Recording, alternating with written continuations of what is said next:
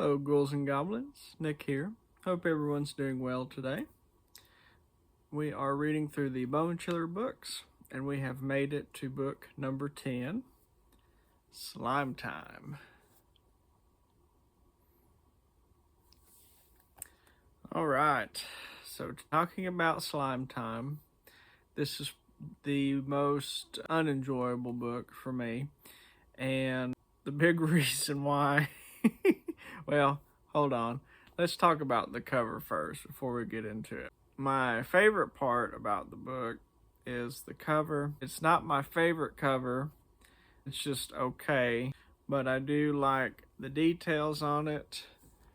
Of course, this one is embossed as well, and all this little slimy stuff here, these drips are embossed, very impressive.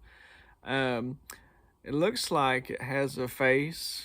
I don't know if that was intentional, but it looks like the goo might have a face there, and it's just reaching out and absorbing the boy and its grossness. So, of course, Bone Chillers is the biggest of the Goosebump ripoffs, and this one is the most blatant ripoff of one of the stories, which is Monster Blood. Think of this green slime here as its more stinky and more gross cousin, if you will. This one does achieve what Monster Blood doesn't, though, in at least the original books. It does take over the city at the end, which is interesting. So it does definitely gets bigger and bigger. Now, because of what it is, I think it makes it so much worse. But of course, I'll get into that in a moment. I'm just ready to talk about it and get it over with, to be fair. But I love this purple and the yellow. It's such a great purple border to go with like the green. The cover is definitely the strongest aspect of this book, unfortunately. And Tim Jacobus did do a good job, even though what the slime is, especially after reading it, it's pretty gross, and it's hard to look at it. And so I'll go ahead and sort of explain that now, go into the book. So this green slime, it isn't like toy slime from store, magical toy slime like in Monster Blood. It is snot. It is the main protagonist, Jeremy's mucus. He gets a cold, and I suppose how this stuff forms is one of the most uninteresting ways to in one of these books. It takes like old medication from like a couple different of the pill bottles, and he sneezes this wonderful green stuff up, and like Monster Blood, throughout the entire story, it just expands and loves to eat food. It smells like dirty gym socks, apparently. It also eats small animals, which is pretty horrifying. Do not get spit up at the end of the book like with Monster Blood. So it's definitely more darker in that regard compared to the Goosebump book, Monster Blood. It's just so gross. I mean, I feel like anything, well, for me at least, expelled from the body, it's just, I hate it. It's so gross.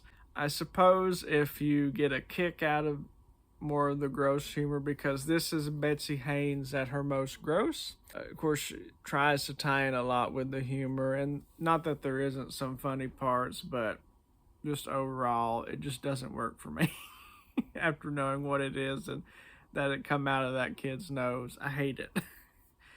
The friend is pretty funny, sort of gets into the shenanigans with him. Luke experienced this goo together, first beginning at school.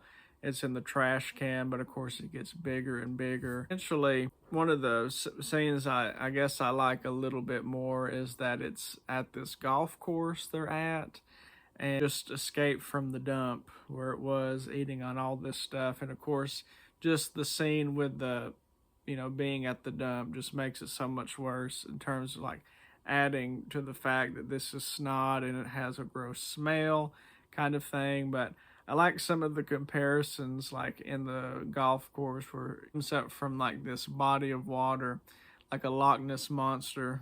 Betsy Haynes describes it as, and it like eats a bird, which is pretty freaky, I will admit.